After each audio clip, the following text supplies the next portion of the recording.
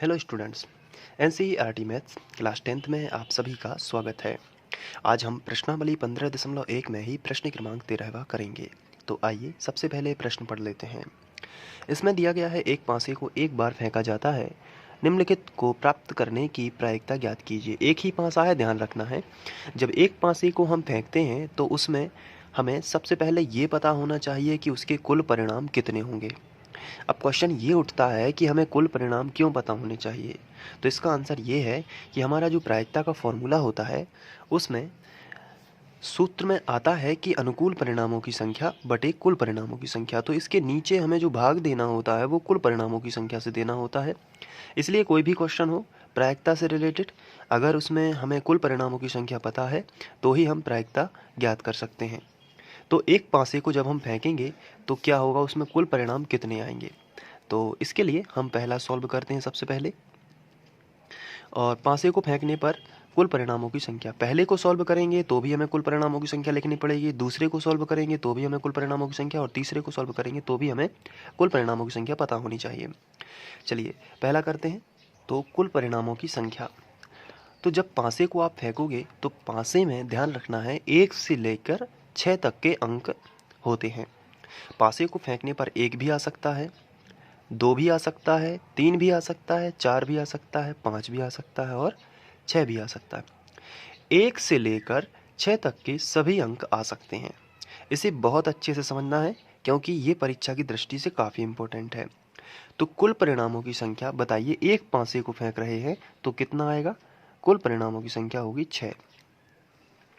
इसके बाद अनुकूल परिणाम कितने होंगे। अब कुल परिणामों की संख्या 6 है, लेकिन उसमें हम लोग इस तरीके से भी बोल सकते थे कि प्रतिदर्श समष्टि हमारी 1, 2, 3, 4, 5, 6 हो सकती थी। लेकिन हम इस तरीके से करते आ रहे हैं तो हम ऐसा ही एक क्रम जारी रखते हैं और कुल परिणामों की संख्या 6 होगी। कौन कौन से परिणाम हो सकते हैं, अगर हम इसे ब्रैकेट में बताना चाहें तो मैं यहाँ पे लिख देता हूँ कि 1 भी आ सकता है, पासे में 2 भी आ सकता है, पासे में 3 भी आ सकता है, 4 भी आ सकता है, 5 भी आ सकता है और 6 भी आ सकता है। तो ये परिणाम हमारे होंगे जिन्हें हम प्रतिदर्श समष्टि भी बोलते हैं। इसके बाद अनुकूल परिणामों की संख्या, क्वेश्चन से पता चलता है कि अनुकूल परिणाम कितने होंगे। तो यहाँ पे हम लिखेंगे अनुकूल परिणामों की संख्या। तो हमने यहाँ पे लिखा अनुकूल परिणामों की संख्या। तो अनुकूल परिणाम कितने हैं,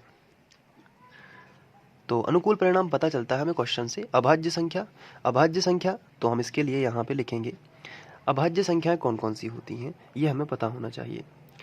एक के बारे में मैं बता दूं, एक ना तो भाज्य संख्या है और ना ही अभाज्य संख्या है, तो एक को काउंट नहीं करना है। उसके बाद 2, 3 और 5, 2, 3 और 5 ये हैं अभाज्य संख्याएं जिनमें स्वयं का भाग जाता है और इसके अतिरिक्त किसी भी संख्या का भाग नहीं जाता। तो 1, 2, 1, 2 और 3 ये जो संख्याएं हैं ये हैं अभाज्य संख्याएं। तो टोटल 3 जो संख्याएं हैं वो अभाज्य हैं। और ये अभाज्य संख्या होने की घटना कौन कौन सी हो रही है, या तो 2 होगा, या तो 3 होगा, या तो 5 होगा। तो ये हैं अभाज्य संख्याएं। तो टोटल कितने परिणाम हुए, 3। तो अनुकूल परिणामों की संख्या कितनी हो जाएगी, 3। इसलिए हम प्रायिकता निकाल देंगे।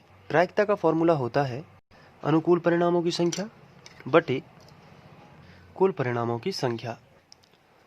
तो अनुकूल परिणाम कितने हैं बताइए, अनुकूल परिणाम है 3 और कुल परिणाम कितने हैं, कुल परिणामों की संख्या है 6। तो 3 एकम 3 और 3 दूनी 6, तो हमारा आंसर कितना आएगा, 1/2। तो यही अभीष्ट प्रायिकता होगी। इसके बाद हम बात करेंगे दूसरे नंबर के क्वेश्चन की। दूसरे नंबर में लिखा है 2 और 6 के बीच की कोई संख्या। तो यहाँ पे पहले तो हमें कुल परिणामों की संख्या लिखनी है। कुल परिणामों की संख्या कितनी होगी, 6, क्योंकि उसका प्रतिदर्श समष्टि होता है या तो 1 आएगा या तो 2। पासे को फेंक रहे हैं क्योंकि एक पासे को 3, 4, 5 या 6 इस तरीके से आएगा कुल परिणामों की संख्या। तो अब हम अनुकूल परिणामों की संख्या निकालेंगे। तो अनुकूल परिणामों की संख्या के लिए हमें क्वेश्चन ध्यान से देखना है। 2 और 6 के बीच की कोई संख्या, तो यहाँ पे देखिए 2 और 6 के बीच में कौन कौन सी संख्या हो सकती हैं, या तो 3 हो सकती है, या 4 हो सकती है, या 5 हो सकती है। तो टोटल परिणाम कितने हो रहे हैं, 1, 2 और 3। तो अनुकूल परिणामों की संख्या 3 होगी, क्योंकि उनके बीच की संख्या 2 और 6 के बीच में 3, 4 और 5 होती हैं। तो 3, 4 और 5 ये कितनी संख्या होगी टोटल? 3। इसलिए प्रायिकता निकाल लेंगे। प्रायिकता बराबर अनुकूल परिणामों की संख्या बटे कुल परिणामों की संख्या। तो यहाँ पर अनुकूल परिणाम देख लेते हैं कितने हैं। अनुकूल परिणाम है 3 और कुल परिणाम कितने हैं? कुल परिणामों की संख्या है 6। तो 3 एकम 3 और 3 दूनी 6। तो आंसर फिर आ गया 1/2। इसके बाद तीसरा जो क्वेश्चन दिया गया है उसमें देख लेते हैं एक विषम संख्या। तो सबसे पहले हम तीसरा हेडिंग डालेंगे और सबसे पहले हमें क्या लिखना होता है? कुल परिणामों की संख्या। तो पासे को फेंकेंगे तो कुल परिणाम कितने आएंगे? 6। और कौन कौन से अंक आएंगे? 1 या तो 2 आएगा या 3 आएगा या 4 या 5 या 6। इसलिए टोटल गिनने पर 6 आंकड़े आते हैं। अब हम लिखेंगे अनुकूल परिणामों की संख्या। तो अनुकूल परिणाम कितने हैं? अनुकूल परिणाम यानी कि एक विषम संख्या के बारे में बोला गया है। तो विषम संख्या कौन कौन सी हो सकती हैं जिनमें 2 का भाग नहीं जाता? जैसे कि 1, 3 और 5। तो ये टोटल कितने परिणाम है? 1, 2 और 3। तो अनुकूल परिणामों की संख्या कितनी होगी? 3, क्योंकि विषम संख्या होगी 1, 3 और 5। इसलिए प्रायिकता, तो प्रायिकता का फॉर्मूला हम लगा देंगे। प्रायिकता बराबर अनुकूल परिणामों की संख्या बटे कुल परिणामों की संख्या। अनुकूल परिणाम कितने हैं? 3 और कुल परिणाम कितने हैं? 6। तो 3 एकम 3 और 3 दूनी 6। तो आंसर आएगा 1/2। तो इस तरीके से ये क्वेश्चन सॉल्व हो जाएगा। तीनों का आंसर 1/2 ही आएगा। तो आप स्क्रीनशॉट लेकर इसे नोट भी कर सकते हैं।